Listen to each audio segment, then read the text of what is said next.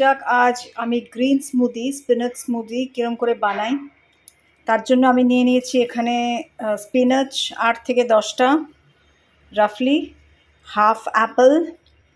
এখানে অ্যাপেল ছাড়া mango use করা যায়, সবই ফ্রুটস ইউজ করা যায়।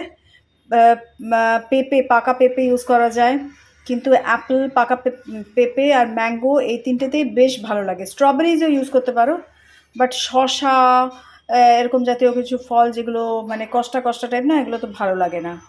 তো এই হাফ অ্যাপেল ইউজ করব। আমি একটু আদা নিয়ে নিয়েছি 1 ইঞ্চ মতন। এইখানে বেশ কিছুটা পুদিনা পাতা নিয়ে নিয়েছি, অ্যাকচুয়ালি 10টা ইউজ করলেই হয়, তো ফ্লেভারের জন্য আর কি এটা।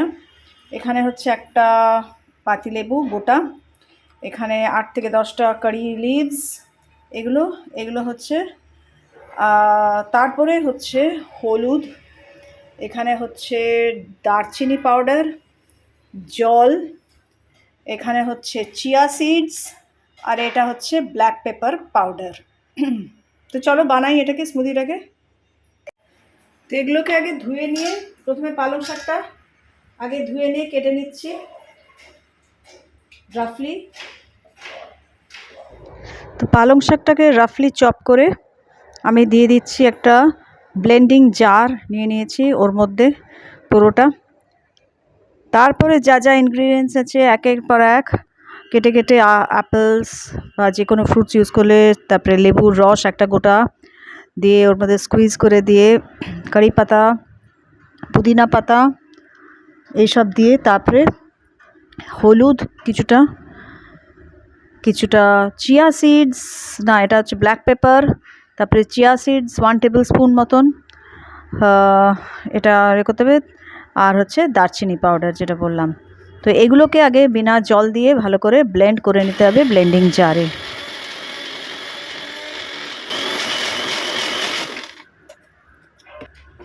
এবারে এর মধ্যে পরিমাণ মতন জল, যতটা যে ব্লেন্ডিং জারে আটে সেরকম জল নিয়ে আবার এটাকে একবার একটু ঘুরিয়ে দিতে হবে যাতে জলের সাথে ভালো মতন মিক্স হয়ে যায়।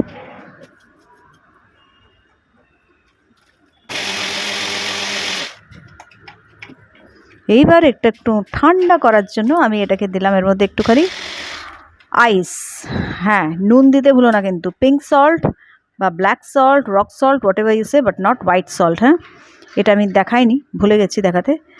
তো হয়ে গেল রেডি গ্রিন স্পিনাচ স্মুদি। আর খেতে কিন্তু খুব ভালো হয়, আমি বলেইছিলাম আগে। একদম অ্যাটলিস্ট উইকে 5 ডেজ যদি খাওয়া যেতে পারে না, তাহলে খুবই ভালো। ওয়েট লস, প্রেশার কন্ট্রোল, যে কোনো হেলথের জন্য অবশ্যই বানিও।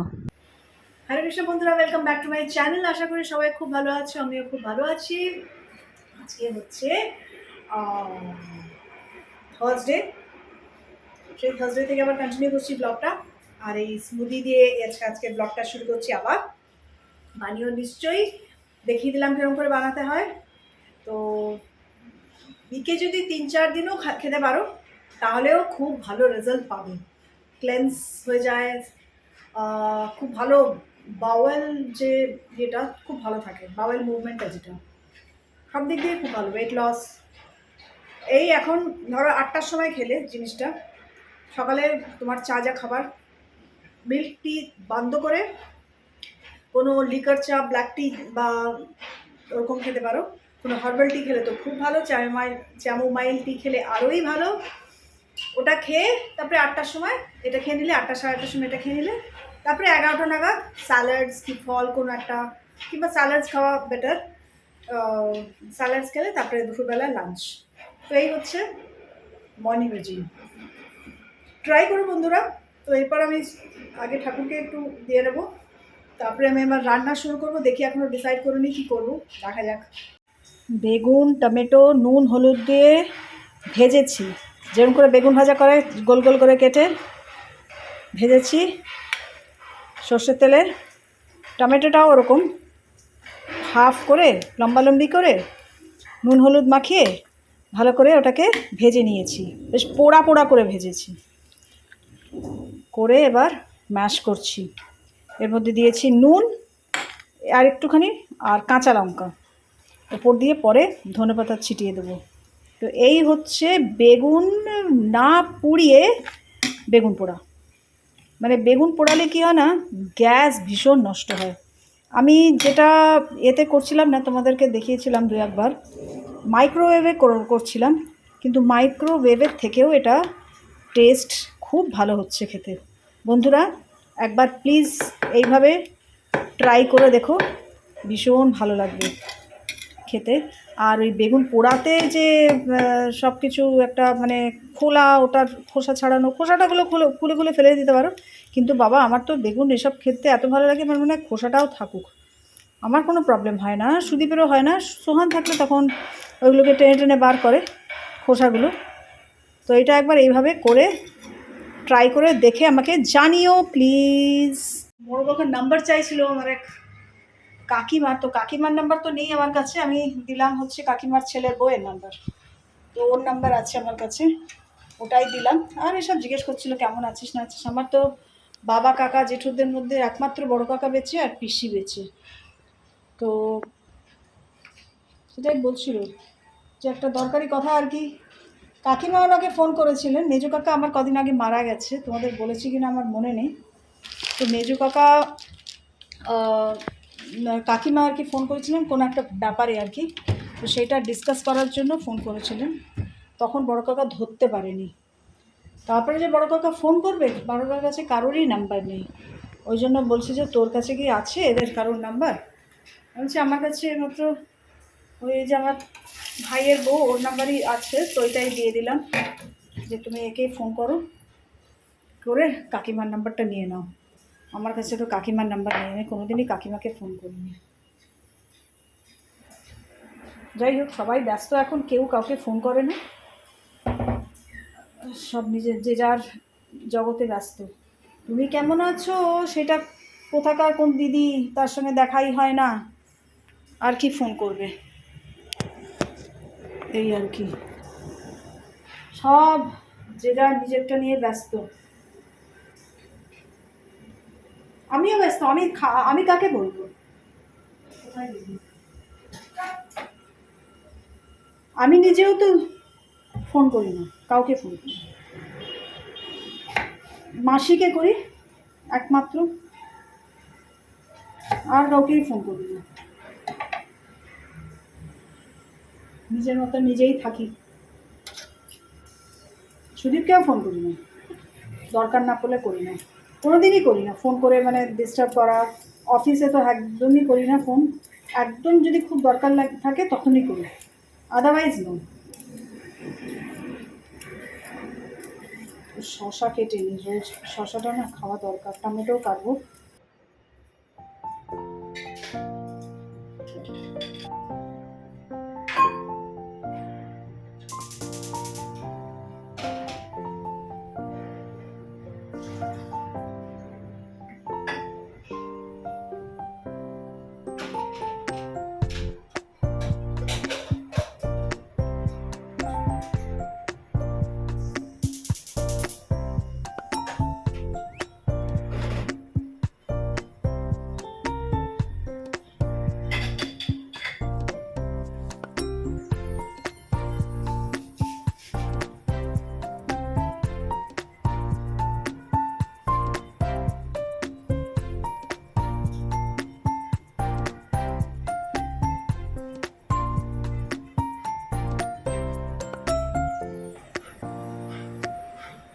টমেটোর সাইজ দেখো, মানে আপেল মনে হচ্ছে, সব কটা টমেটো এরকম।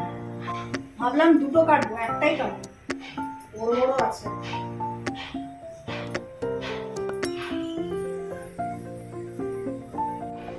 এই যে হয়ে গেছে আমার সাম্বার রেডি, আর লাস্টে দিয়েছি একটুখানি গুড়। তো আমি যখন রায়নে পড়াতাম আমি একটা টাইমে, তো ওখানে আমার একটা বন্ধু ছিল, পার্টনার, ও আমার পার্টনার ছিল, তো আমরা দুজনকে পার্টনার বলেই ডাকতাম। তো এখনও ডাকে পার্টনার, হ্যাপি দিওয়ালি। সীমা আগরওয়াল। তো সীমা আমার খেতে सांबर খেতে ভীষণ ভালোবাসতো। तो तूने कहाँ से सीखा इतना अच्छा सांबर बनाना, बिल्कुल साउथ इंडियनों की तरह सांबर बनाती है, एमनी बोलते। মানে শি ওয়াজ ভেরি, মানে সাম্বার বানালে মানে আমি এত বড় একটা বাটি সাম্বারকে নিয়ে গেলাম, তো সেইটা বাকিরা বলতো তুম লোগ জিতনা লেনা है ले लो, मैं पूरा पी जाऊंगी ये, মানে ও পুরো করে খেয়ে নিত চুমুক দিয়ে, এত ভালোবাসতো সাম্বার খেতে। তো এরকম ও কখনো আমি ইডলি সাম্বার নিয়ে যেতাম, কিংবা কেউ ধোসা নিয়ে আসতো, কেউ এরকম, আমরা খুব একসাথে লাঞ্চ করতাম, খুব ভালো লাগতো রায়ের দিনগুলো। মানে আমি ভাই বিউটিফুল ডেজ, এত সুন্দর ছিল না, ভীষণ টেনশন ছিল, ভীষণ ওয়ার্কলোড ছিল, কিন্তু তাও রায়ন ছাড়ার পর আমি যে কান্না কেঁদেছি কয়েকদিন ধরে, মানে আমি শোক এখনও ভুলতে পারি না, রায়ন ছাড়ার শোক। কিন্তু এমন একটা অবস্থা ছিল তখন, সোহান ক্লাস 10, তখন মানে ওই পরীক্ষার বোধহয় আমি 20 দিন আগে ছেড়েছি, না ছাড়লে ওকে আমি পাস করাতে পারতাম না, এরকমই আমার মনে হয়েছিল। আমি ছেড়ে দিয়েছি, কারণ কি আমার পুরো 1.5 মাস মতন ছুটি দরকার ছিল, which was very difficult to get for various reasons. তো যার জন্য আমাকে ছাড়তে আমি বাধ্য হয়েছি, আমি ভীষণ কষ্ট পেয়েছি, এখনও আমার কষ্ট হয় রায়ন ছাড়ার জন্য। তো যাই হোক, তো আমার সাম্বার খেতে খুব ভালো হয়। তো লাস্টে আমি একটু গুড় দিই, তেঁতুল দিই আমি, আর তো যা সবজি যা থাকে না থাকে, উইদাউট সবজিও ভালো হয়, উইদাউট সবজিও খুব ভালো লাগে খেতে, প্লেন যেটা। আর ইডলিতে আমার একটা জিনিস যেটা সকালে বানাতে হতো, মানে সকালবেলা আমি 5:45 বেরিয়ে যেতাম, আর আমার রান্নার লোক আসতো হচ্ছে 6টা 5:45 এরকম সময় চলে আসতো। তো রান্না বলতে ও রুটি ভালো বানাতো, খুব ভালো বানাতো রুটি, মানে ওর হয়তো 2 দিন আগে বানিয়েছে সেই রুটি, একটু গরম করে নিলে মনে হবে ফ্রেশ খাচ্ছ সেই রুটি, এত সুন্দর বানাতো রুটি। আর ও ইডলিটাও ভীষণ ভালো বানাতো। তো যেদিনকে ইডলি নেওয়ার থাকতো ওকে আমি আগের দিন বলে দিতাম যে কালকে কিন্তু ইডলি হবে, তুই একটু তাড়াতাড়ি আসে, তো অনেকগুলো ইডলি বানিয়ে দিতাম, আমি সেই ইডলি নিয়ে যেতাম।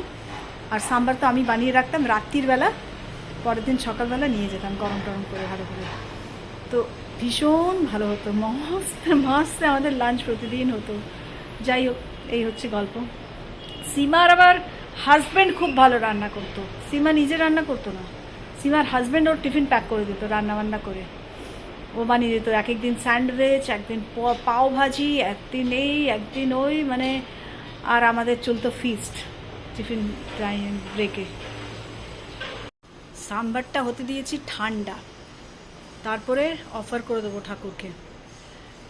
ভাত বানাইনি, ভাত একেবারে সুদীপ আসলেই বানাবো, একটুখানি ভাত আছে, আর শুধু ওর জন্য বানাবো, কতটুকুন একটুখানি মুঠো, মানে চাল কীভাবে বানাই না আমি বুঝি না, মানে ওতে ভাতও ভালোও হয় না, ওইটুকুন চালের ভাত বানাতে গেলে 2 দিনেরই বানিয়ে রাখবো, এরকম করবো। আর ঠাকুরকে এখন এমনিই দিয়ে দেবো, এমনি জাস্ট সাম্বার যা যা বানালাম, ওই ভর্তা, ব্যাঙ্গন ভর্তা, আর ব্যাঙ্গন টমেটো ভর্তা, আর হচ্ছে ওই স্যালাড, ওই দিয়ে ঠাকুরকে এখন দিয়ে দেবো, ভাত খেতে হবে না, এমনি খাবে। এই হচ্ছে বাজে 4:10, আর এইখানে হচ্ছে বসেছে চা,